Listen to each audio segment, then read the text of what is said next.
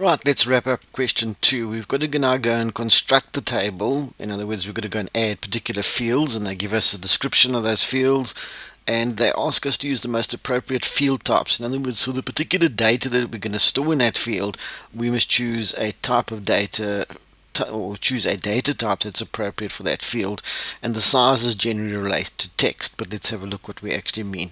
To save a bit of time, I've gone and typed in the names of the fields already.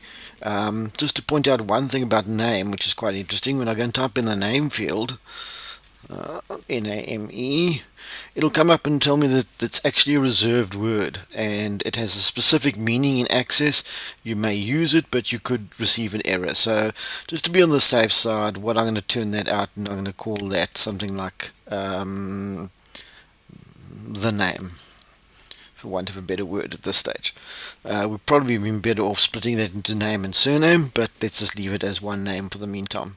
Let's have a look at the fields. I've also typed in the descriptions here as from the worksheet. The code of an employee, where each employee is numbered consecutively from 1 onwards. In other words, that's automatically done. They want it to be done automatically. Well, the type for that would be auto number.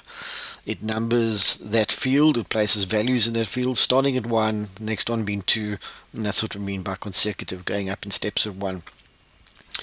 This one can stay a text field because it's going to be the title of the employee, one of Ms., Mrs., and Mr.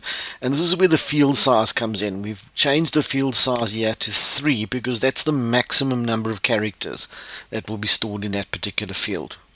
Okay, not only saves space, it can also reduce errors, as we'll see a little bit later. Let's look at text now. That would be, in this case, would be storing the name and the surname, which is not generally a good idea, but let's stick to it.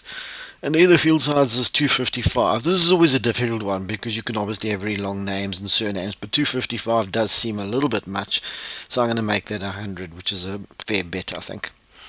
The medical aid field must indicate if the employee is a member of the medical aid or not. So that's anything that requires a yes, no, true, false type of data would be a yes, no field. The gender of the employee, for example, M or F, that can stay text, that's not a problem, but we certainly don't need it to be 255 characters, it only needs to be 1 character long. Remember, the field size is the maximum number of characters that a user can enter in that field. A photograph of the employee, well, OLE object is where we would go to there. There's also something called attachment now in 2010, but let's stick with the good old OLE object. And we now go to email, the email address of the employee. Some people might argue that you might want to save this as text, but the most appropriate type for that would be, in fact, a hyperlink. Anything like a web address or an email address, you make it a hyperlink. This is going to be a 6-character code of the division where the employee works. So we're going to leave it as text because it might contain letters. The code may not necessarily be a number. So we'll leave it as text for the meantime, but it only has to have a maximum 6 characters, so we'll certainly save that as 6 characters. Change the field size, and the salary must be displayed in Rand. That's kind of a giveaway there, and that would have to be currency. So that's just defining our table, what different fields are going to be called, and what data types we're going to have. We can then save the table if we want to. Do you want to save the design of the table, of new table? Yes, I do. And at the moment, if we're going to have a look at it, you can see it is absolutely blank.